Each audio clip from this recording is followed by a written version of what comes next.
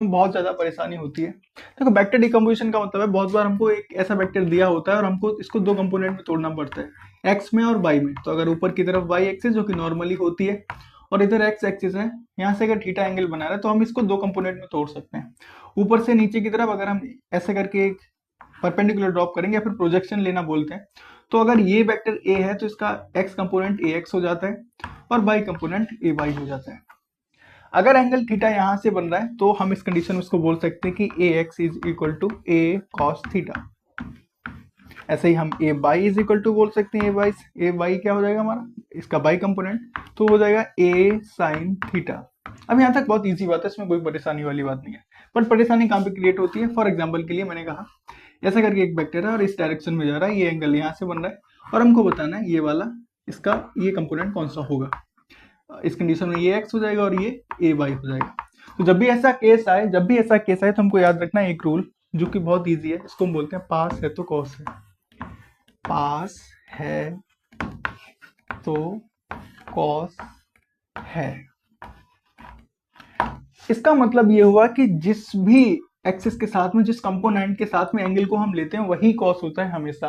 और ये याद रखेंगे तो कंफ्यूजन क्रिएट नहीं होता है ना। तो ये वाला इसके साथ एंगल बना रहा है तो इस कंडीशन में जो हमारा ए एक्स हो जाएगा वो हो जाएगा ए कॉस थीटा। बट याद रखना कि अगर कहीं पर इस तरह से वेक्टर बन रहा है, हमने ये वाला एंगल ले लिया, ये वेक्टर अगर ए है, मैं बाकी चीजों को हटा दे रहा हूँ, आप बोर्ड थोड़ा छोटा है और जब तक आईआईटी के अंदर हूँ इसी बोर्ड से पढ़ना पड़ेगा आपको। हाँ 2-3 महीने तक और इसको इसी बोर्ड से पढ़ना पड़ेगा। तो ये रहा अगर ए वेक्टर, तो इसके साथ अगर ये एंगल बन रहा है तो इसका ये कंपोनेंट क्या होगा, ए वाई, राइट। और इसका ये कंपोनेंट क्या होगा, ये होगा ए एक्स। Got it. अब इस केस में अगर मैं पूछूं कि ए बाई क्या होगा तो आप कहेंगे ए बाई इस केस में हो जाएगा ए बाई कंपोनेंट साइन थीटा होना चाहिए, बट नहीं, यहाँ पर एंगल यहाँ बन रहा है तो ये हो जाएगा ए कॉस थीटा। और इस कंडीशन में दूसरा बचा हुआ क्या हो जाएगा, ए एक्स हो जाएगा ए साइन थीटा। तो याद क्या रखना है, पास है तो कॉस है, तो जिसके साथ एंगल बन रहा है वही कॉस होगा। Got it. अब अगर इतनी चीज आपको पता चल गई तो बस एक चीज और समझ लेते हैं कि दो वेक्टर्स को ऐड कैसे करते हैं। ऐड कैसे करते हैं, सब्सट्रैक्ट कैसे करते हैं। देखो अगर हमारे पास कोई दो वेक्टर्स हैं, वो आपस में, ये ए है और ये बी है, अगर ये आपस में थीटा कोण बना रहे हैं तो इनको जोड़ने के लिए एक सिंपल सा फॉर्मूला होता है जो अगर आपको पता है तो अच्छी बात है, नहीं पता तो और अच्छी बात है।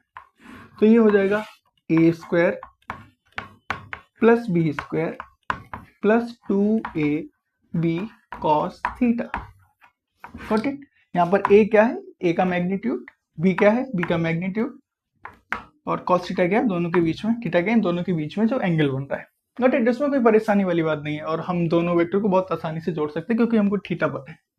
प्रॉब्लम कहाँ पे क्रिएट होती है, प्रॉब्लम क्रिएट होती है जब एक के साथ बहुत सारे वेक्टर्स आ जाते हैं एक साथ। फॉर एग्जांपल के लिए हमारी एक्स एक्सिस है, ये वाली हमारी वाई एक्सिस है। अब हमारे पास बहुत सारे मल्टीपल एक्सिस आ गए, ऐसे करके बहुत सारे वेक्टर आ गए और हमसे कहा गया इन सबको जोड़ दो।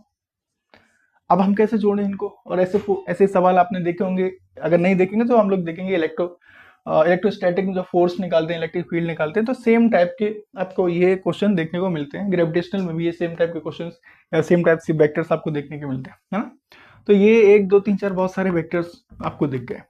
अब आप कहेंगे मुझे तो ये फॉर्मूला पता है, मैं इसे निकाल लूंगा। कैसे, कि पहले इन दोनों वेक्टर को जोड़ दूंगा, ऐसे 1 ए बी सी डी लिख देते हैं। तो ये ए है, ये बी है, ये सी है और ये डी है। Got it.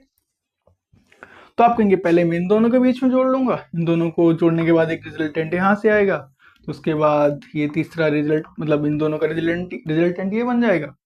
फिर मैं इनको जोड़ लूंगा, फिर इनका एक रिजल्ट आएगा, फिर इन सबको ऐसे इस प्रोसेस से जोड़ सकते हैं। बट प्रॉब्लम कहाँ आएगी, एंगल निकालने पर, क्योंकि आपको एंगल सबके नहीं पता है, और पता है तो हर बार नया एंगल कैलकुलेट करना पड़ेगा जो कि लेंथी प्रोसेस है।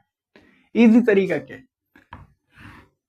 इजी तरीका ये है कि हमारे पास जो भी ये वेक्टर हैं, मैं इनको फिर से ड्रॉ कर दे रहा हूं।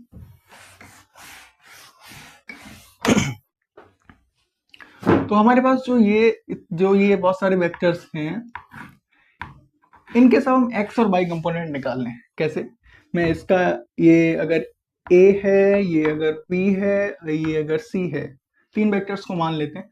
तो सबसे पहले मैं क्या करूंगा, ए का एक्स कंपोनेंट निकालूंगा, बी का एक्स कंपोनेंट निकालूंगा, ये ए एक्स होगा, ये बी एक्स होगा, और सी का एक्स कंपोनेंट निकालूंगा तो सी एक्स होगा, है ना। ऐसे ही अब मैं अगर इनके बाई कंपोनेंट निकालना चाहूँ तो ये a by b by c by हो जाएंगे सारे।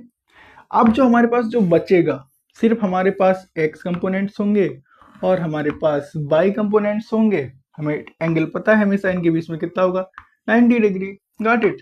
तो यहाँ पर इस लाइन में क्या क्या बचेगा, ए एक्स बचेगा प्लस बी एक्स बचेगा प्लस सी एक्स बचेगा। इस लाइन में क्या बचेगा, a y plus b y plus c by.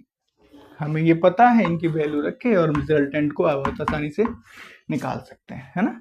यहाँ क्या हो जाएगा, ए एक्स इस वाले का स्क्वायर प्लस इस वाले का square plus 2ab cos theta रखने की जरूरत नहीं है क्योंकि थीटा 90 और cos 90 की वैल्यू 0 होती है।